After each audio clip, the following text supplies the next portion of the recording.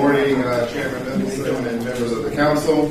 I know this is a busy time for the council as you work through Council Period 22, so we're very happy to meet with you guys, they stopped. to discuss some of the work we're doing at two of our most important agencies.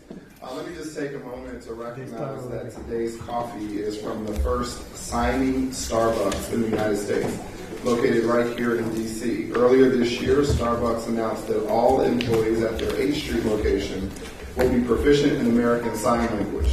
This unique store, which opens its door today, is a fantastic addition to the H Street corridor, the community at and near Gallaudet and our entire city. Let me also recognize that we are exactly 1 week away from closing DC General once and for all. This day has been a long time coming for our city, and on behalf of the mayor, I want to thank all of you for working with her administration to get us here. I hope you'll join us next Tuesday as we celebrate the occasion of DC General's permanent closing. In terms of today's agenda, what we have is first, Director Jeff Marushian will provide an update on the work the District Department of Transportation is doing to improve pedestrian and traffic safety. This update is timely, as just yesterday the mayor convened and led our Vision Zero CAPSTAT, and we also launched our autonomous vehicles partnership with Ford. This partnership is going to help us get ahead of safety issues related to autonomous vehicles. And with the partnership between Ford and our Infrastructure Academy, we're making sure that DC residents will have the skills and knowledge they need to get jobs in this industry. In addition to these events later today, the mayor will be at Garfield Elementary to discuss Vision Zero efforts around student safety.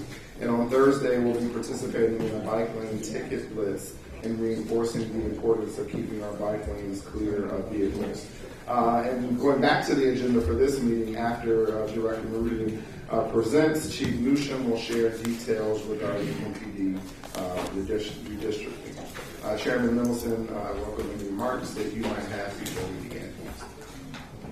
I do not have any remarks this morning other than to say good morning. You're all glad to be here, and you're correct that the council is heading down the finish line for Council Period 22. With legislative meetings on November 13th and 2 in December, and a lot of bills that will be coming out of the council for your perusal.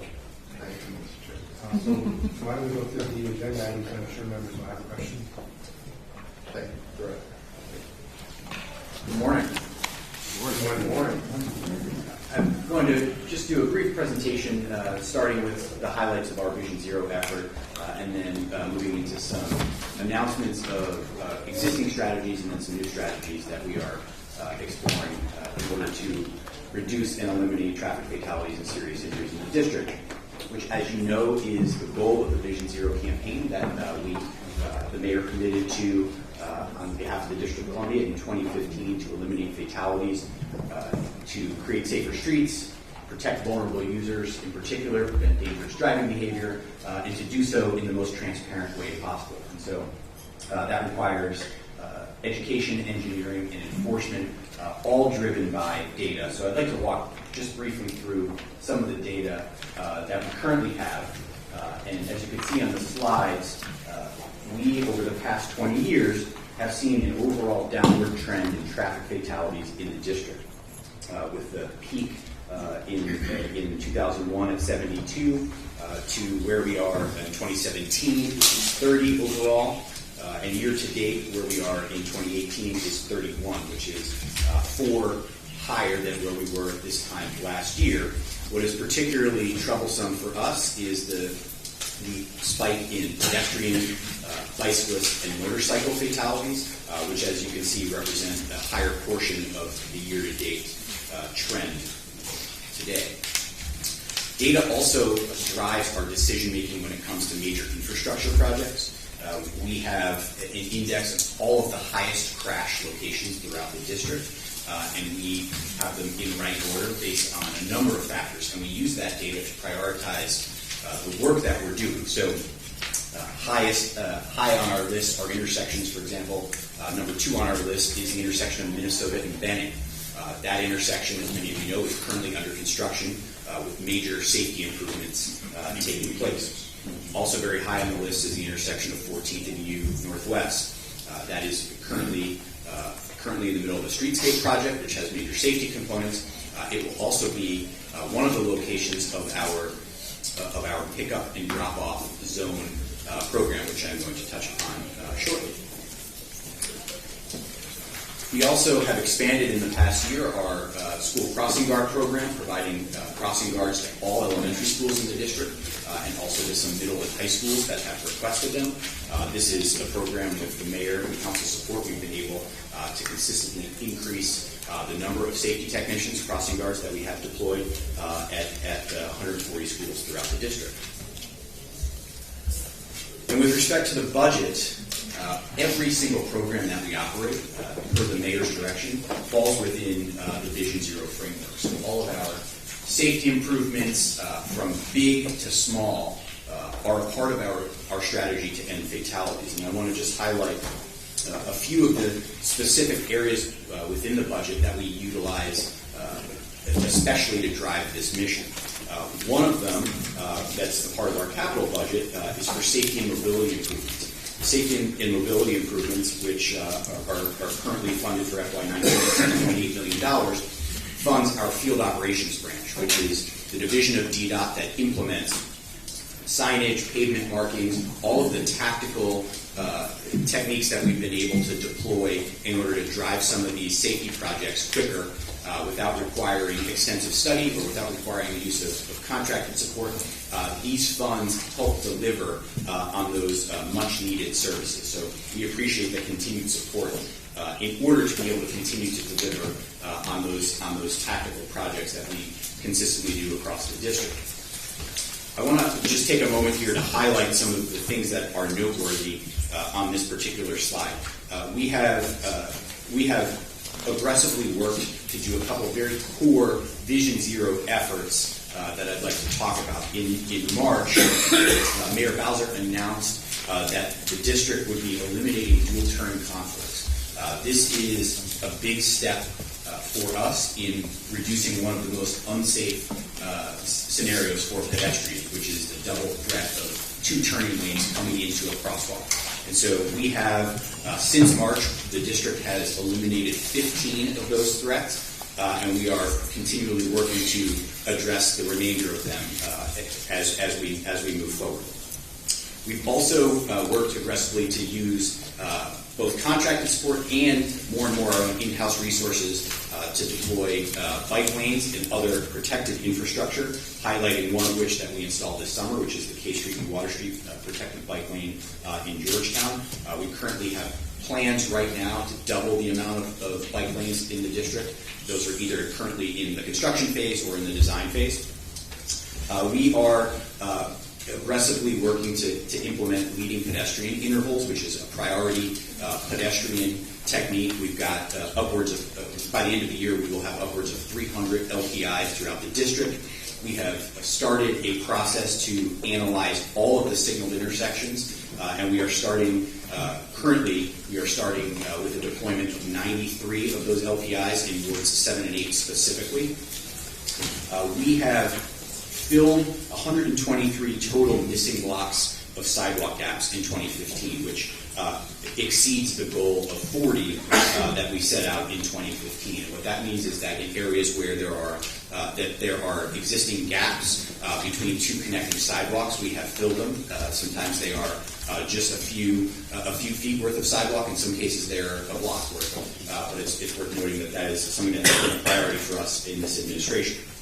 I touched upon the crossing guards and our use of traffic control officers to help ensure that we have safe passage for all pedestrians. I'd like to talk about some upcoming and new initiatives that we are moving forward with currently. We have moved forward with we are moving forward with identifying 100 priority locations to ban right turns on red. This is one of the strategies to ensure a safer experience for pedestrians and bicyclists in particular. With a full implementation, taking some time as we identify not just the locations, but all of the factors that we need to address in order to make sure that those turn movements are as safe as possible. We're also announcing that we're going to be making some strategic, tactical changes to intersections throughout the district where there is a left turn that we've identified as particularly dangerous. So we will be using a model that other cities have used successfully to harden what we call hardening left turns by, in some cases, adding in a center median to prevent drivers from crossing over the double yellow line when they're making a left turn.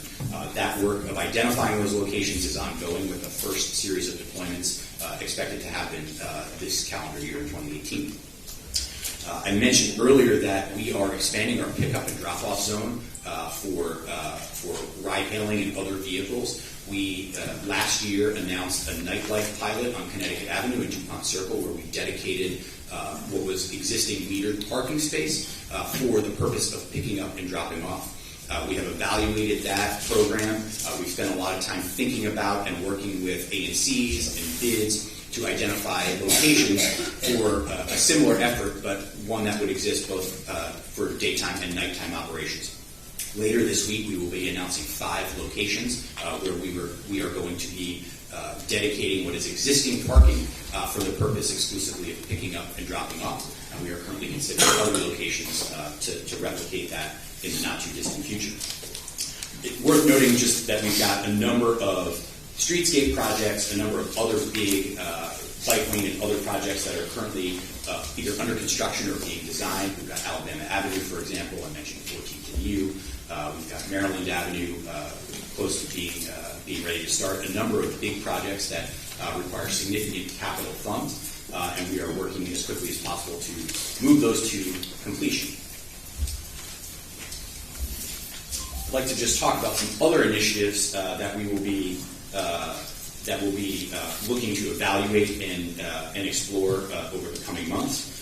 In the area of education, which is a core component of Vision Zero, we are going to be exploring with the Department of Motor Vehicles, driver retesting and education, a pilot email campaign to a universe of upwards of 275,000 registered DMV email addresses, using those things to expand driver education more broadly, expanding education campaigns through our advocacy community, through other community-based organizations, to the cyclist community, expanding our safe passage program, and then also exploring the concept of open streets. From an engineering perspective, we are working to develop the criteria to lower the speed limit to 20 miles per hour through a neighborhood slow zone campaign. And we will, over the coming months, be engaging directly with communities to work through a process in order to evaluate lowering the speed limit on local streets. We're also streamlining the way that we do traffic safety evaluations at the neighborhood level, and that starts with how we evaluate stop signs. And so we are going to be moving to a model where streets that have a local connection, meaning 2 local roads intersect, that our default position will be to install a stop sign at those locations if they meet the engineering criteria. We're also considering a number of other things, pedestrian-only zones, using techniques to accelerate some of the road diets that we've got, and in particular, we're looking at large corridor safety studies to, one, right-size speed limits, but also in some cases, such as the case of Connecticut Avenue, to consider eliminating the reversible lane. And just to touch very briefly on the enforcement component, we are exploring the transfer of the ATE, Automated Traffic Enforcement Program, to DDOT, currently housed at MPD.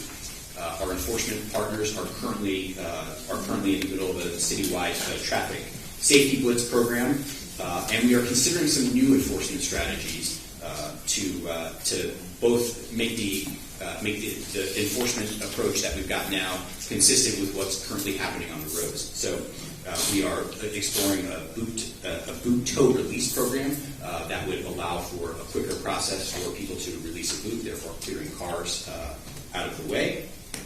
And one that's particularly noteworthy is a change, and this would require legislative change, to how DPW has the authority to issue citations. Currently, the law requires that they issue a citation on a windshield.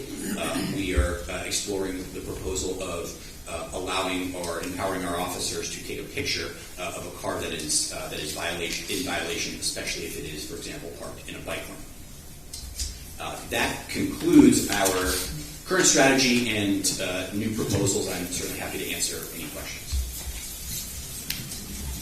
Councilmember Karen White. Good morning. Thank you, Director. I want to thank you for your diligence in responding to a lot of the concerns in Ward 8. We've had a number of tragic accidents, and several in one day in the same intersection. I know you came to Garfield. We had another one last week on South Capitol in the same area, 2 in one day. One of the things that I did not hear from you was about this Vision Zero fine comparison. I know there was a proposal for some particular zones in which the driving from 26 to 29 miles per hour in an excessive speed limit, the fine can be up to $1,000. I think the first proposal, the second one was $400. Can you speak to what the validity of that is and the vision behind it and the purpose? Because people are concerned about that. And it's another one, before I close, of a proposed rulemaking of $1,000 and went down to the second proposal to $500 for driving at excess speed of 26, 25, 29 miles per hour in some new zones. I'm not clear on what that is. I got the chart from you all, but can you speak to that? Councilmember, the most important thing that we know in the traffic safety world is that speed is a leading indicator of fatalities. And so we know that a car that is traveling in excess of 45 miles per hour, for example, is entirely, the likelihood that the fatality doesn't occur is particularly low. And so we are using every tool that we have available to us to lower the speed at which drivers operate in the district. And so we know that we've got engineering and education at our disposal in order to use, but fundamentally enforcement is a core component of that. We need to use every tool that we have to lower the rate at which people drive. So are you saying that this fine of up to $500 or $1,000 is a mechanism used to penalize people, to encourage people to slow down? Yes, in our process of examining other jurisdictions and fine levels, we analyzed really the entire country and found that our fines were considerably lower. And so what we proposed was a modest increase to raise some of the fines for the most dangerous behaviors. Thank you. Councilmember Gray. Thank you very much, Mr. Chairman. Thank you very much, Jeff, for your presentation. I'm going to ask you about a couple of intersections in Ward 7. There's one that's especially dangerous, and that's Eastern Avenue and Kenilworth, where, are you familiar with that roundabout, as people typically call it? Yes. Where you come up Kenilworth and people use it as a way of getting back over on the other side of Kenilworth Avenue. It's a very dangerous situation.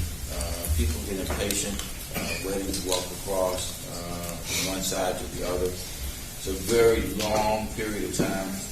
You have to wait to get over it. It's a very short period of time after the walk sign, the signals for people to be able to go. You probably are aware we had a fatality there earlier this year, a woman walking across, and again, you've got cars that circle around to get on the other side of Kenilworth Avenue. It's a very dangerous situation. What thoughts do you have on being able to rectify the problems that exist there? Sure. Councilor, I can't speak just yet to the specifics, but just to take a step back, whenever there is a traffic fatality, our team responds in a few different ways, and one of them is to go out and immediately address any changes that can be modified, anything that we can do immediately, and we also assess longer-term, both medium and longer-term strategies, in addition to the major crash review task force that runs a process to examine all of the factors that led to a specific fatality. So at that location, we're in the process now of reviewing some of the considerations from that site visit, and I would be happy to follow up with you on those findings. I'd appreciate it because people they feel in danger at that intersection. We call it an intersection. It's really a loop where you get off of Kenilworth and then go to the other side to get back onto Kenilworth. I appreciate that because people have raised questions about appropriately so, given the fact that we've had a fatality here, and given the fact that there's concerns about the length of the time that people have to walk from one side to the other, the short period of time. Greater Washington, as you probably know, which is that intersection also. So I would appreciate being able to work with you on what will be the solutions that you're going to propose for that area.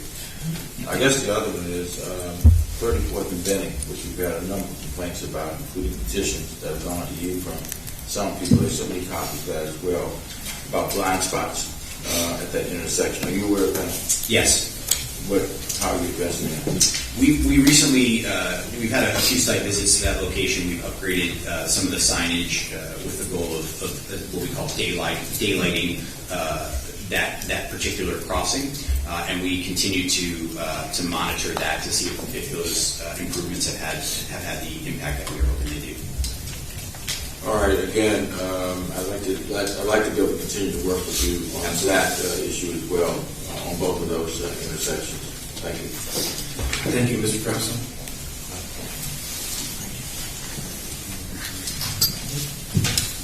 I appreciate your presentation. I'm a little kind of curious about some of these things. We had the hearing on Vision Zero, and it seemed to me like the advocates and the people that were testifying, are calling for more of these kinds of streetscape things to slow down cars, as well as better, I think, enforcement around violators, but not necessarily higher fines, but more enforcement. And so when I see this idea of banning right on red, that might be a good idea, but if you don't have any enforcement on that, it's not going to make any difference. And I have to say that driving around the city now, I've seen more people running red lights in this city than I have ever in the history of the time that I've been here. And I've seen people blatantly doing it. I've seen people accidentally doing it because they're distracted. But I'm just curious. Is there any plan to increase the number of red light running cameras?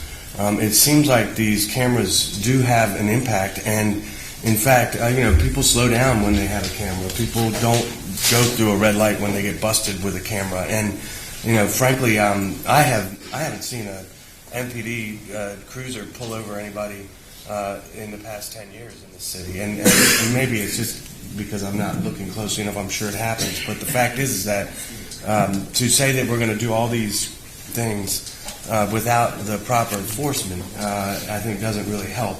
And then lastly, I'll just hear comments on all this. I'll just say what I have to say. You can comment on what you want. The other thing is, we need more dedicated lanes for everything. The reality is, the more we have these little scooters and, we have these, bikes, and now you're going to throw in autonomous cars, which I think is premature for the District of Columbia. But you're going to do all this and just throw it into this small geographic area. You're going to have to invest quickly in dedicated lanes, and I have not seen a commitment to that, and I've been frustrated by it, and I've made my position clear. The fact is, we have yet to do it on 6th or 9th Street Northwest. We have major opportunity for safety expansions in other areas, and yet as soon as we put protected bike lanes in, we see cars parking and delivery trucks parking in them with no enforcement, no tickets being made. So I'm very into innovation, and I think that's a good thing. But if you don't do enforcement, and if you don't do thoughtfulness when you're doing this, and I mean thoughtfulness being more dedicated lanes for whatever it is, then you're going to have, I think, major problems. So thoughts on these things?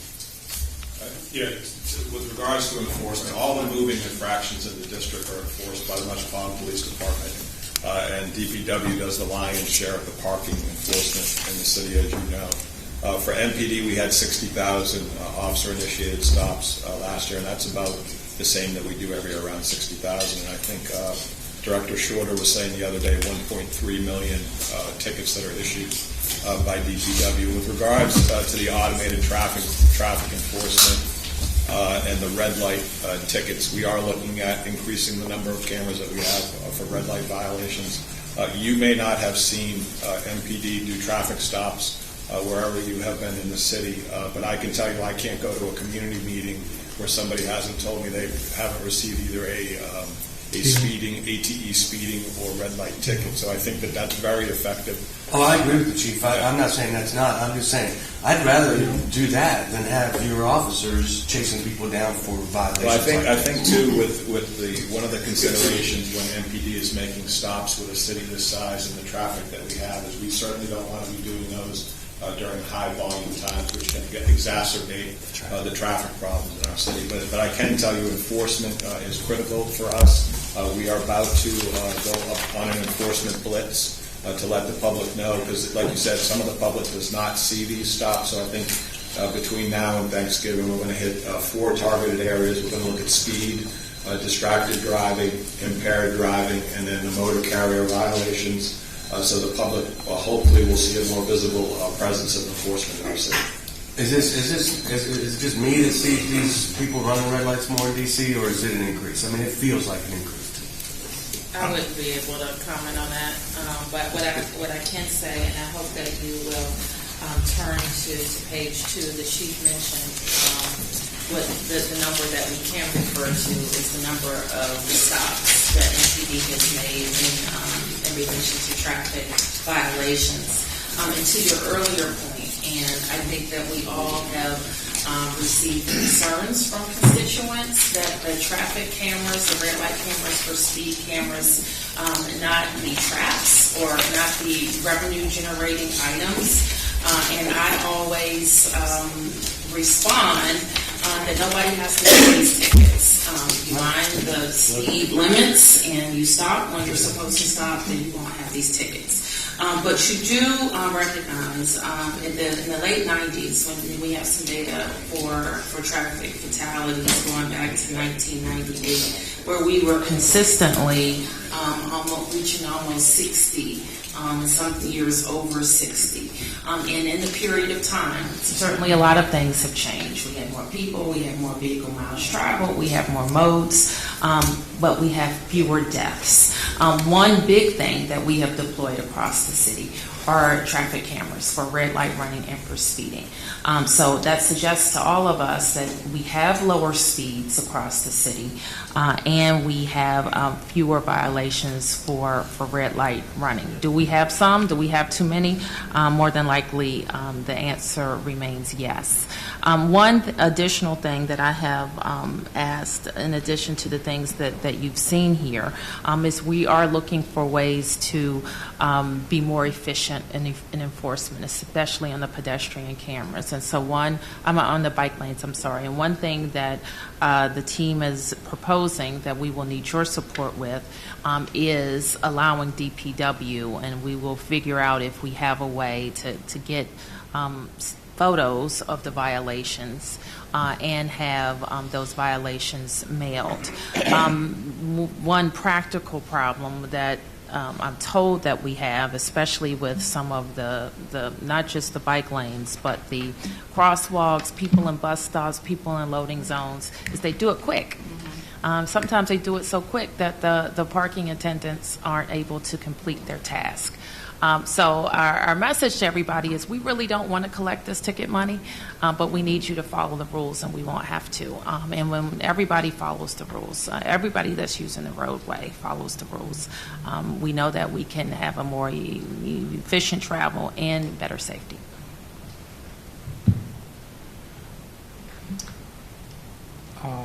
Mr. Allen.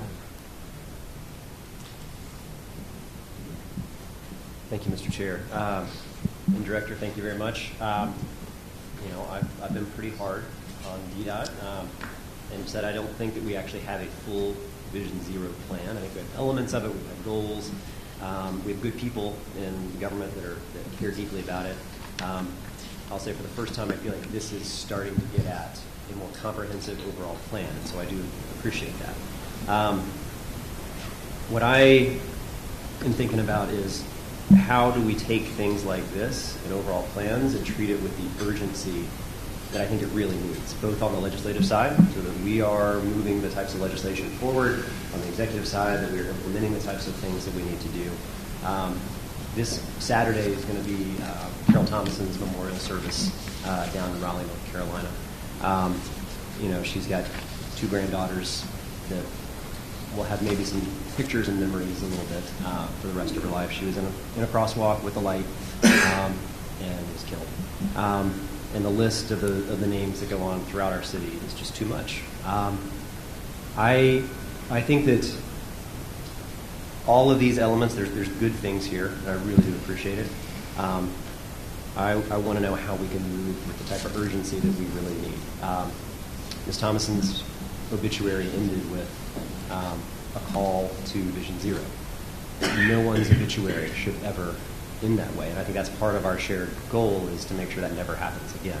And it is literally the goal of Vision Zero.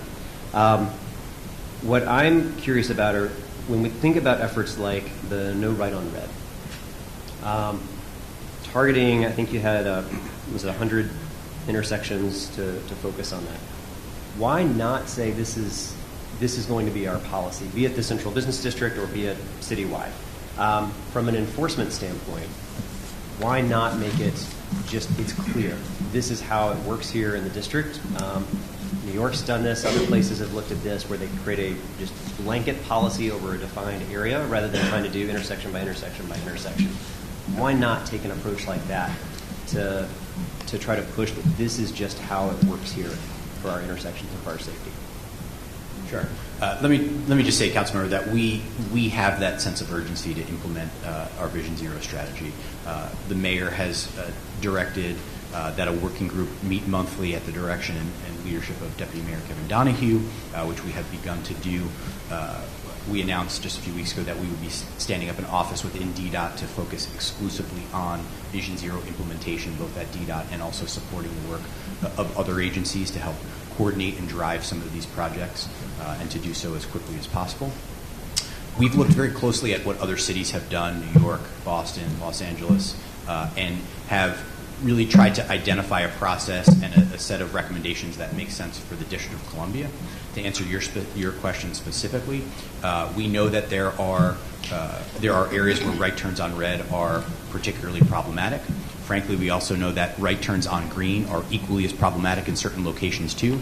And so rather than come up with one blanket set of criteria, what we really want to do is evaluate locations in a quick way. I'm not talking about doing years and years worth of study. I'm talking about establishing criteria and evaluating quickly to determine what the appropriate treatment is. Fundamentally, what we want to do is make every intersection as safe as it can be. And if that means banning right turns, that's what we'll do.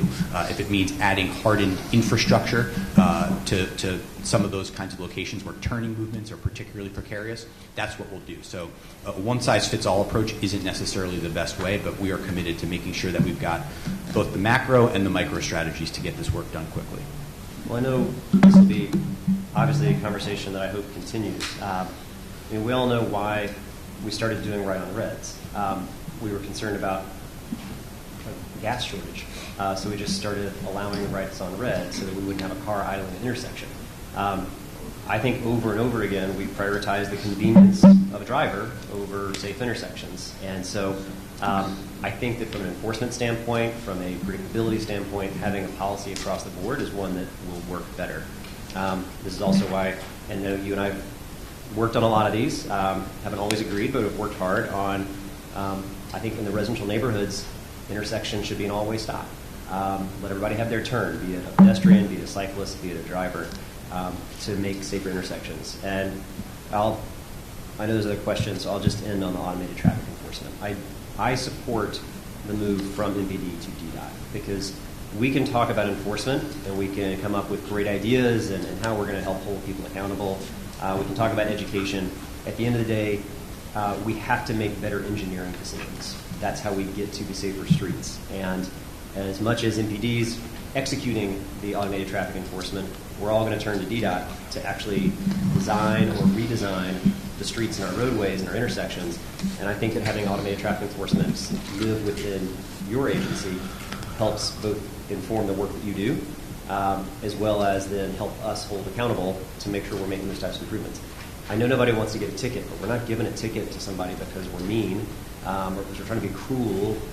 We're doing it to try to save lives. And so I think that having it be in your shop where you're able to help let that inform using data to design streets in a way that make more sense and create safer passages for everybody, I think is the right way to go. So I support that move. Well, Councilmember, you do know that's what we recommended to the council in my last budget.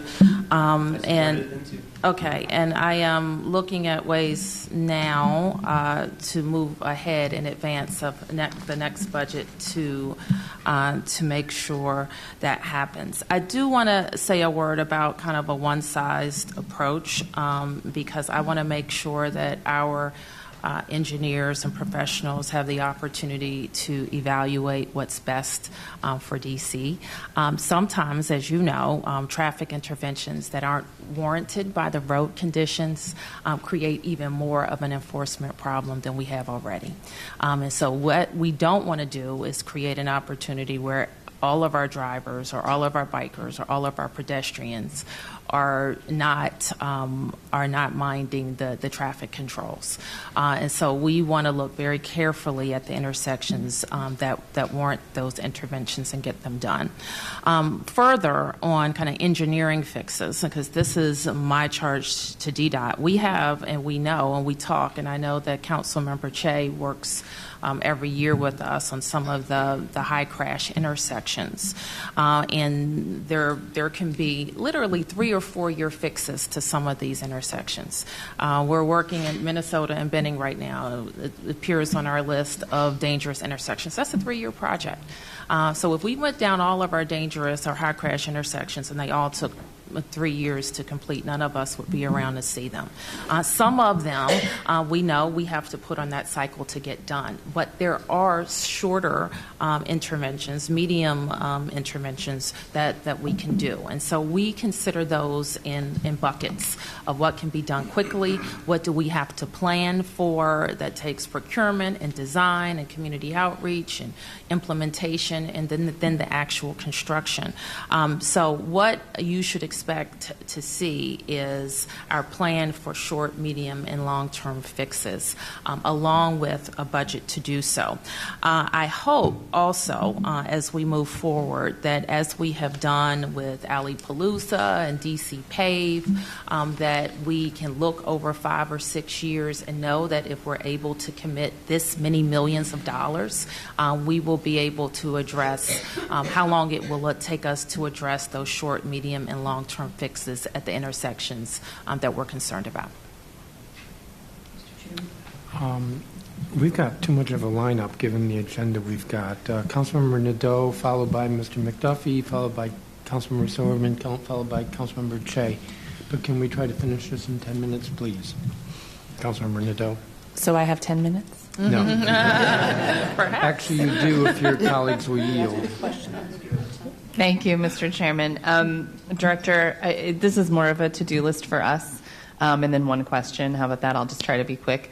One is that your wonderful team came out with me over the summer and walked Georgia Avenue with pedestrian safety in mind. We've had a lot of near misses in Lower Georgia, a lot more residents, and the speeding is out of control. And I know because it's where I live. So I'm excited that the team came out. Would love to get an update on what the short-term fixes are and the long-term fixes. They had some ideas, I think, on how they could quickly put up some infrastructure, and also wanted to start a conversation about the larger streetscape with all the new projects coming.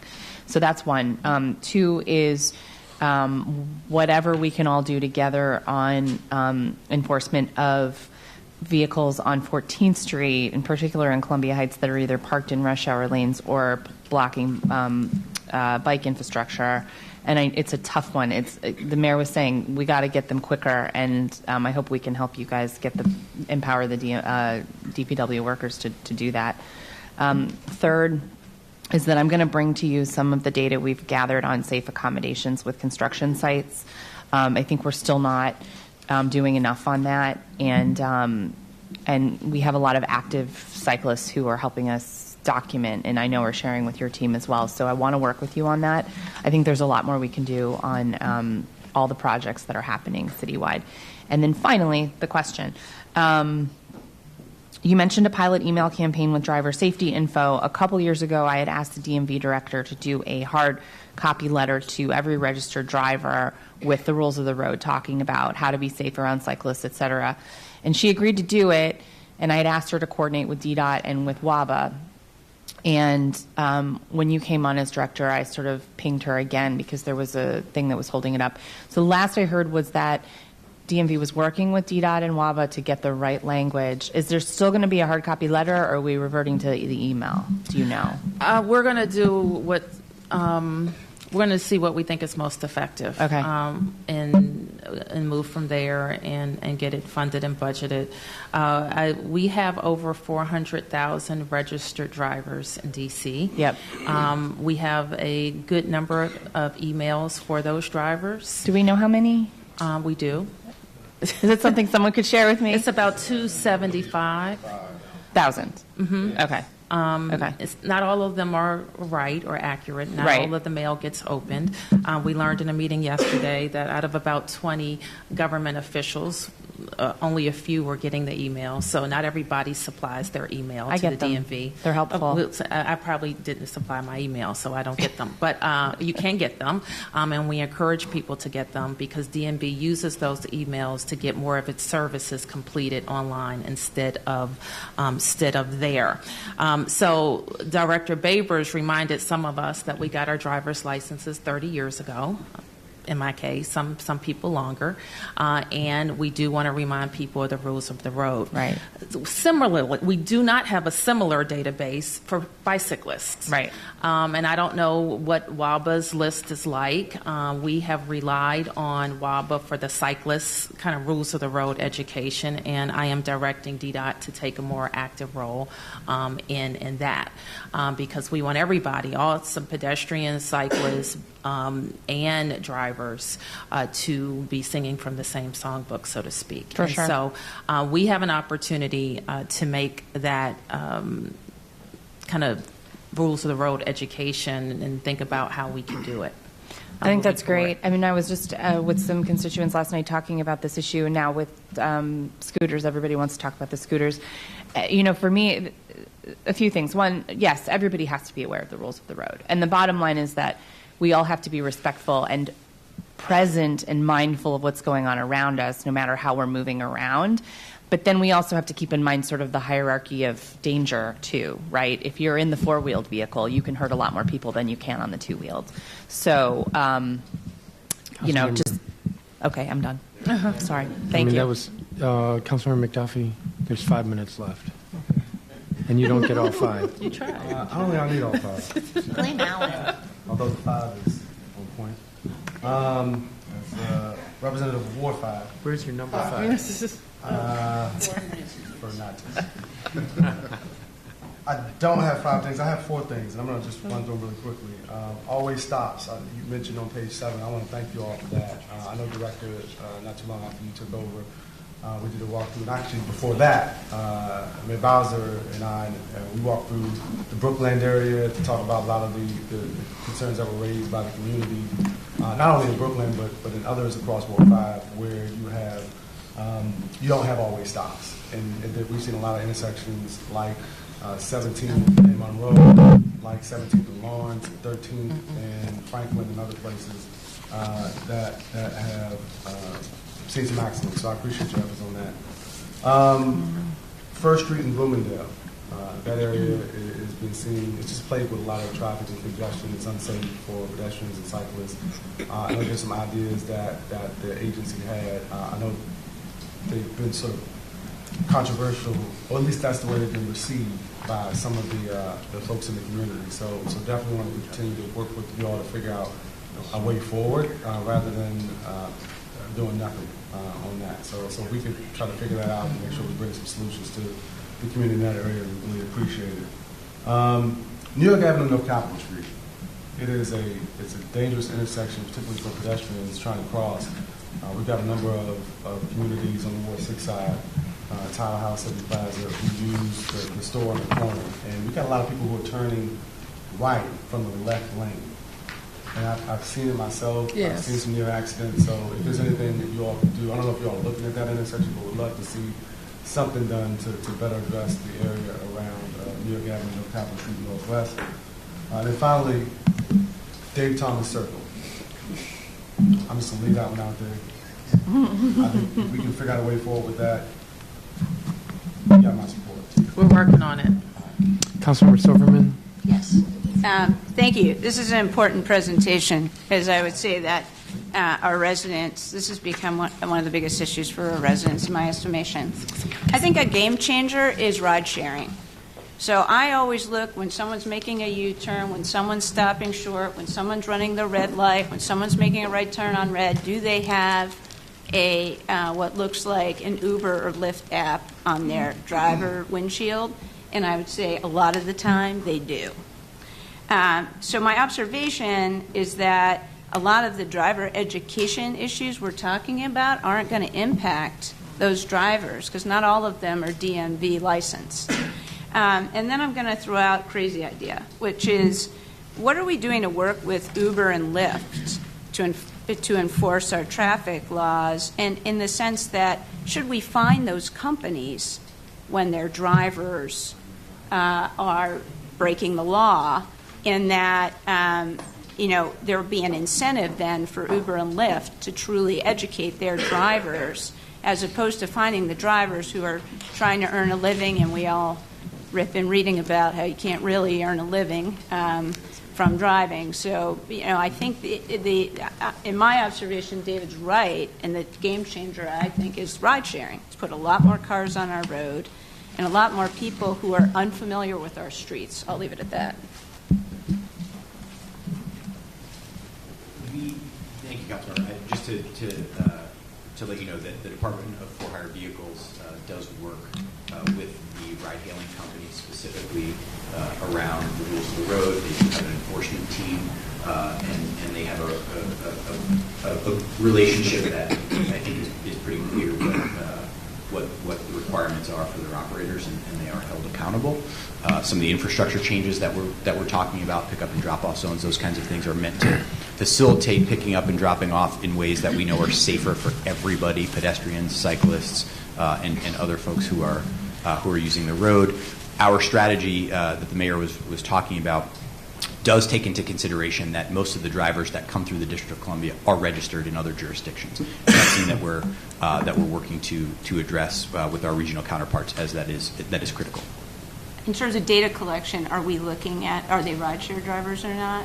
In terms of, in terms of most dangerous intersections, crash data, do we know if they're commercial for-hire vehicles or not? I'm not sure I understand your question, but I can certainly follow up. When there's a about crash, that. is it a Lyft driver? Chief, what is in the traffic investigations, or do we know, we take the driver's licenses and we'll know if it's a commercial vehicle or not, correct? Yes. Okay.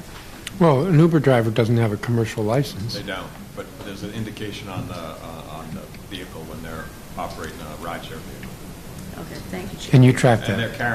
they carry a device on their dash. It's pretty easily identifiable by a police officer. And so you track that. Yeah. Do we track that? Yeah. No, we don't. Okay. That was Councilmember Silverman's question. I'm sorry. We have, I'm concerned about time in the agenda. Councilmember Che, and then we'll move on. Thank you. I'll be very brief. I just want to sort of beat the same drum that I often do. And, we're not going to get there unless we have a plan and a specific plan over a long period of time. We are not going to be fully safe until we have separate lanes for pedestrians, for cyclists, and for cars.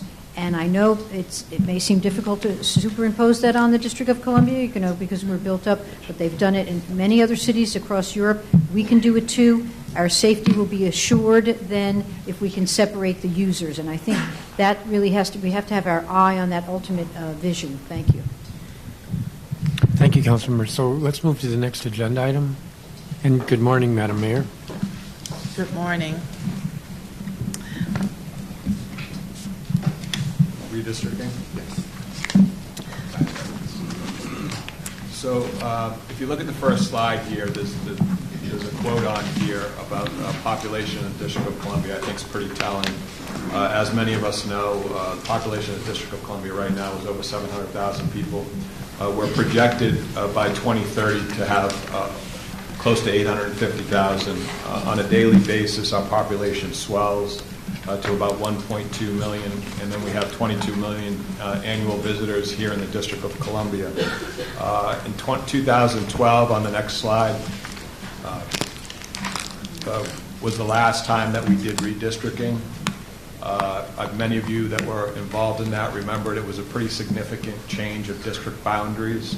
And prior to that, we had done it just about every 5 years. Because of the population increase, because of the economic growth, it's time again to redistrict to realign our police districts. And you can see at the bottom the reasons that we do that. A timeline for this change. You can look at the timeline between January and March of this year.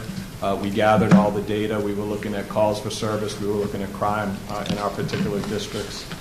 April through July, we had facilitated discussions with our district command officials so we could get a sense as to how these changes might impact our community. This period right here, August through October, I have already met with a number of you on the council. Of course, got approval from the mayor to move forward with this proposed plan. And then from October to December, what we would like to do after we present this here to the council is to go out to the community. We want to initially talk to community leaders that are going to be impacted by these district changes, and then we're going to go into the areas where the changes are going to take effect and have larger meetings with the affected community so they can be aware of these changes before they occur. And the goal is to make the district realignment in January of 2019. The benefit to doing it in January is that we'll have an apples-to-apples comparison of crime going into the next calendar year. If you look at the next slide, these are the neighborhoods that are going to have the impact. So Mount Pleasant will be moving from the 4th district to the 3rd district. The Parkview community right now is split between the 3rd and the 4th district. The bottom half of Parkview is going to move up into the 4th district. The 70 portion of Fairlawn is going to move back to the 6th district. A small portion of the Capitol Hill, H Street area is going to move from 1D to 5D. I'm going to show you a visual on these in a second. East Shaw, Bloomingdale, a portion of that is going to move from 5D to 3D. And then a small portion of downtown, the city center area, is going to move from the 1st district to the 2nd district. So if you look at the maps right there, it's kind of hard to tell because those lines are not something that we're all familiar with. But the most significant changes you can see is 3D is getting a little bit bigger. The eastern side of the 3rd district, that's North Capitol Street, will be straight. And then the Panhandle, if you look between the 6th and the 7th district, will be moving from 7D into 6D. And then I'll go into some more specific looks at the changes. So this is the change in the 1st district. You will be moving, like I indicated, in the 1st district. You will have the city center area. I think somebody has a pointer for me. I can point it out for you on the map. Should have to get a little bit closer. But if you look in the upper left-hand corner, that square right there, that's the city center area, and that area is going to be moving from the 1st district into the 2nd district. That's largely a commercial area. There we go. Right in that area right there. The other change will be that a small portion up in the H Street area, which is bordered by 9th Street and North Capitol Street on the east and the west, and on the south by I and K Street.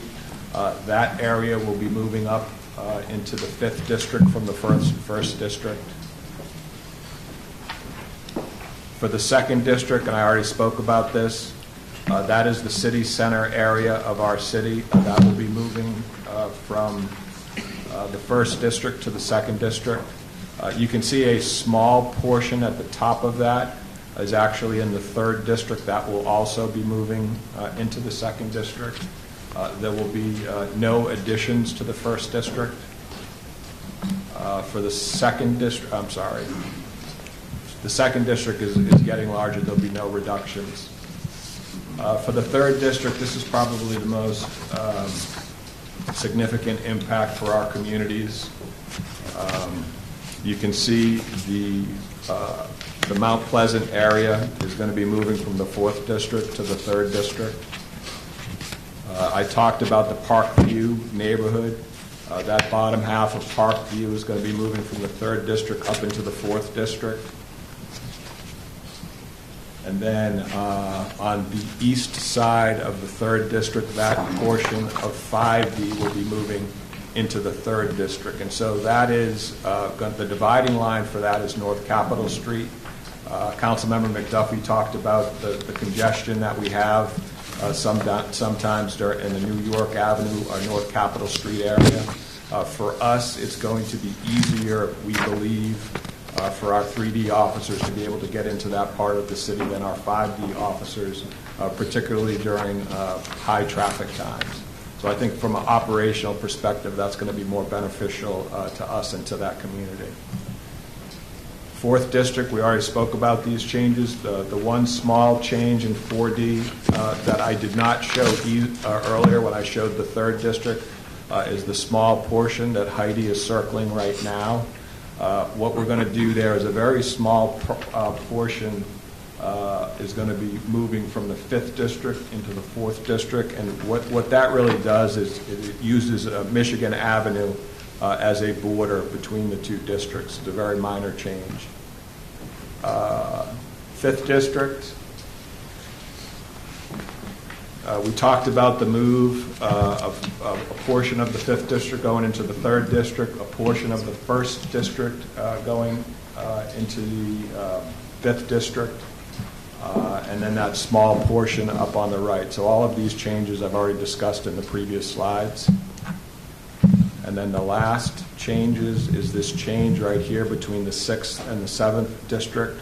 So the natural boundary now between the 6th and the 7th District will be Good Hope Road. So the last thing I will say about these changes is that we try to balance calls for service in each of our patrol areas with crime, and then we also try to balance the impact on the communities by these changes. For those of you that remember in 2012, some of the neighborhoods were very concerned about these changes. The changes that we're going to be undertaking this time are much less significant than they were back in 2012. Most of the changes that we are making, and Councilmember Nadeau may disagree, but the communities are largely supportive of that. And what I will say is that, for example, in the Fairlawn community, they have generally associated with the 6th District anyways. In the Parkview community, the biggest concern in the Parkview community was being split between two districts. So the fact that they will be in one district, I think, is going to make them feel a little bit better. And in the Mount Pleasant community, there were some folks in that community that still associated or wanted to be associated with the 3rd District. So I think the major moves that are occurring this time are going to have less of a community impact. I can take any questions that you all might have. Other questions from members? Councilmember Che? Yes, and good morning, and thank you. I do remember the other switch that we made earlier, and the residents of Ward 3, which is in 2D, were concerned about that by adding, more area and patrol obligations and so on. And this has the same effect here. We're not, switching things. We're adding to 2D. And at that time, because people were concerned about that, there was a promise by the police department after it had been in operation for a while to come back and explain whether the calls for service, the timing, to respond, and other indicators of service in the area as it previously was were affected. So could I ask you to come back, after you implement these changes and we have an opportunity to experience how they're operating? Because, as you know, it's not just actual safety, of course, but it's perceived safety. And so I would want to be able to say to residents, yes, we're still responding in the same efficient, effective manner. Yeah, I think that's easily achievable. We do track our response times to priority 1 calls for service in particular. And if you watch since about 2009 through 2017, those response times have dropped across the city. And so we should be able to drill down and give you the answers for the 2nd District on that. Councilmember Allen? Thanks, and thank you, Chief. I know you and I have already talked about this, but just to help everybody else know what some of the next steps are. Obviously, when we have these changes, there'll be some community members, either from leadership from PSA meetings or working with their district PACs. How do you want to help bring those folks together to help walk them through the changes as you move towards your implementation? So we intend to have a meeting at the police department at headquarters where we're in the JOC with community leaders who might be impacted by this. A number of the folks here on the council I've already spoken to. If you have people who you think need to be at that meeting, please let us know. We've already gotten some of that information from you. So we intend to show it to the community leaders, and then, like I said, we're going to have individual meetings in the communities that are affected. So folks from all over those communities can go, and we can talk about the changes, any concerns they might have. Thank you. Yeah. Thank you. Councilmember Gray. Let me ask you this question. We talked earlier about Councilmember.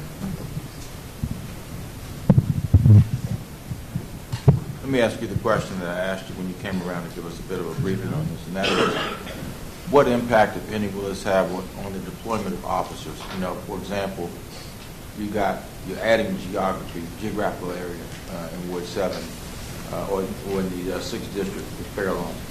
Fairlawn is actually going backwards rather than forward.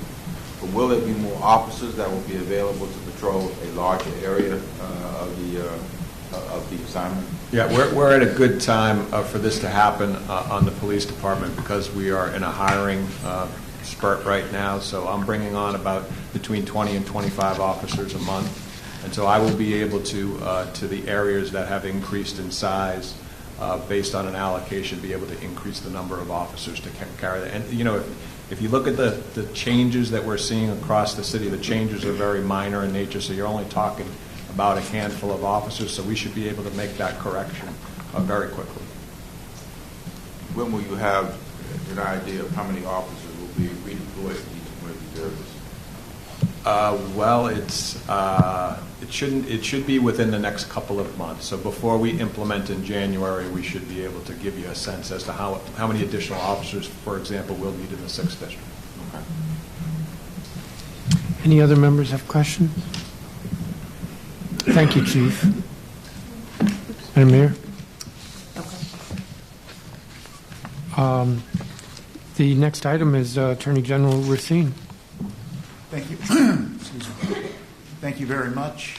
Good morning, Madam Mayor, Chairman, and members of the council. I'll try to be as concise as possible. We'll go through a very brief PowerPoint. Let's see if it works there. There you go. Really going to hit on 3 and maybe 4 if we have time. Issues really quickly. Let's give you an update on what we're doing at the Office of Attorney General.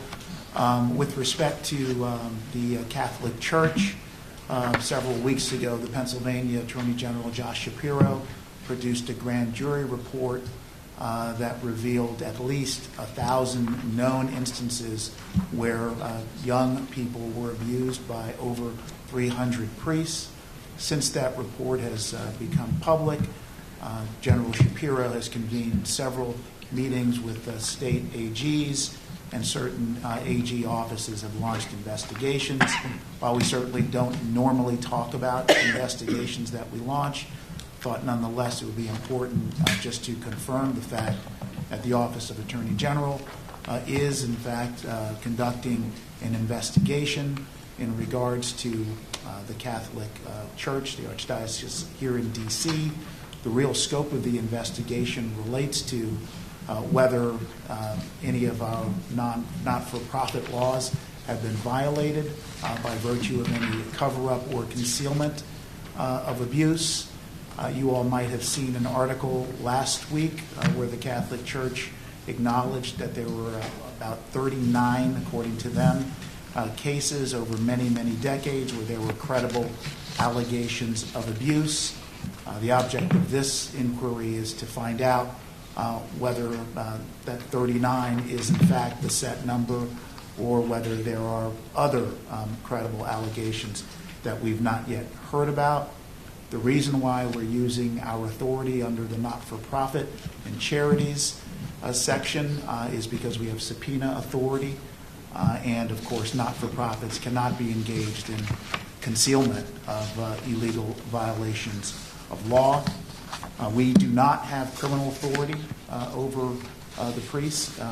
That's an adult offense that, to the extent that evidence would be uncovered, we would refer that to the U.S. Attorney's Office. What I do also want to let you know is that this morning we've launched an online clergy abuse complaint process at the OAG. Just head to our website at Report Clergy Abuse to dcoag.com. In addition, the U.S. Attorney's Office, who we've been collaborating with, has also launched a hotline telephone number, 202-252-7008. We're also putting that hotline number on our website.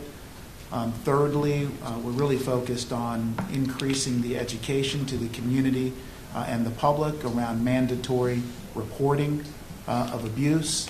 So we've drafted materials that we've made available on our website and are going to go around with our community engagement folks educating the class of folks who have this mandatory obligation to include teachers, of course, school officials, daycare workers, and healthcare workers. So that's what we're doing on the Catholic Church matter.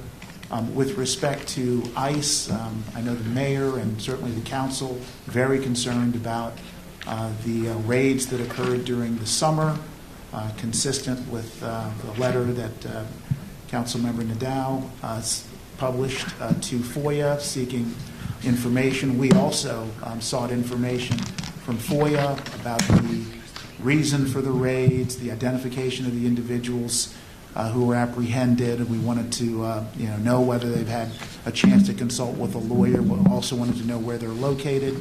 Unfortunately, ICE has not been responsive, and so yesterday we brought a Freedom of Information Action lawsuit against ICE seeking the very information that both the council as well as the Office of Attorney General is seeking.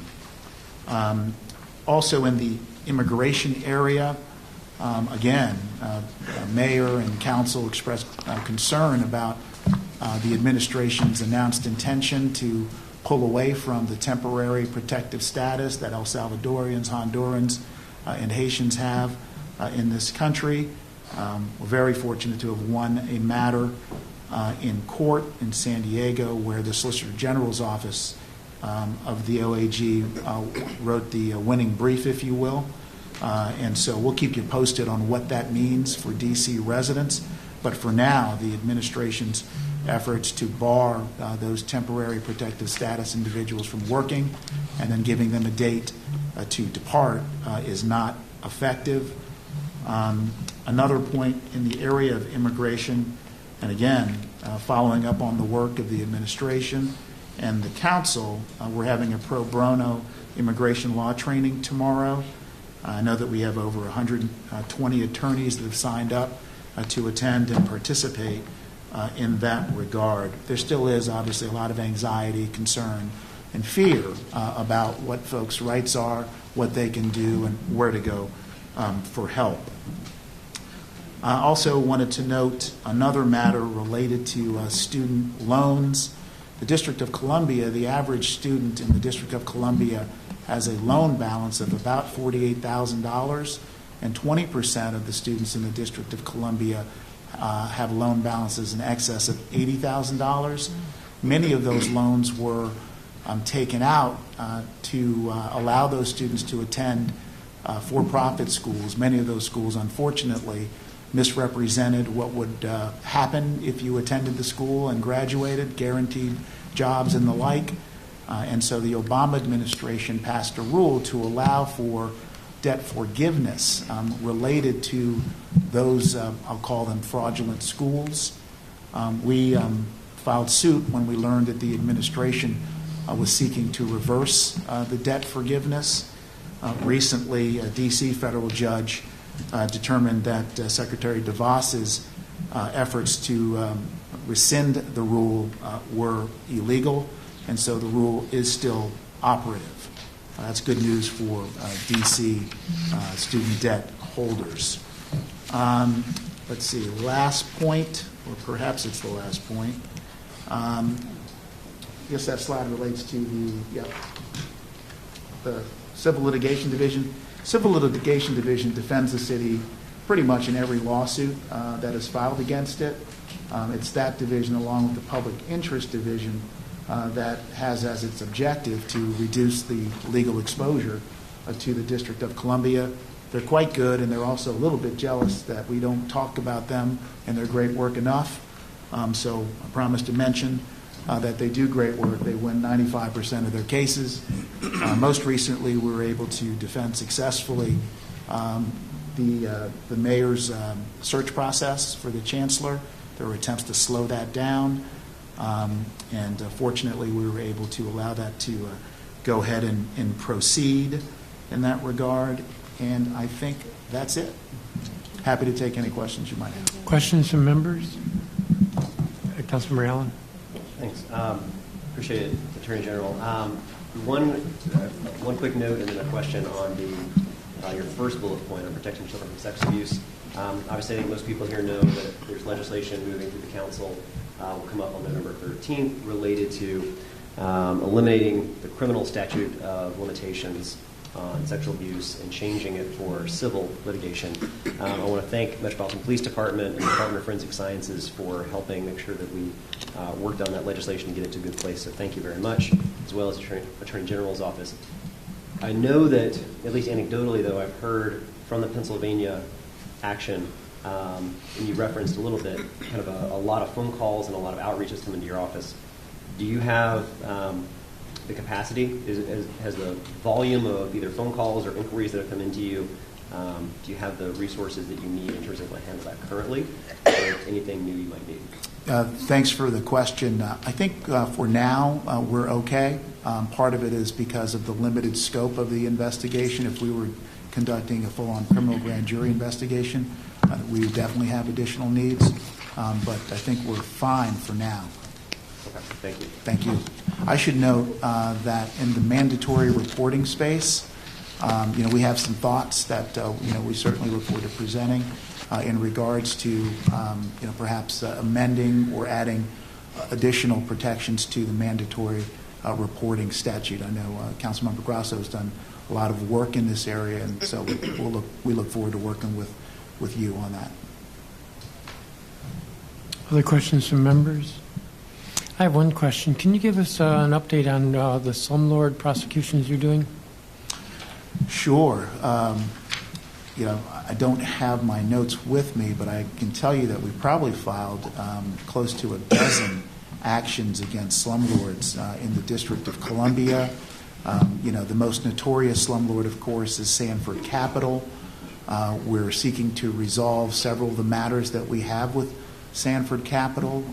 Fortunately, we've been able to use and then change the Consumer Protection Act statute in order for us to not only seek receiverships, but also seek restitution from the landlord owners that would go into the pockets of those tenants who paid fair rent or paid a subsidy and didn't get what they deserved. In Terrace Manor, for example, the tenants will receive $9,000, I think it's $730 each. We're in the process of settling out the Congress Heights matter, again looking for restitution to those tenants.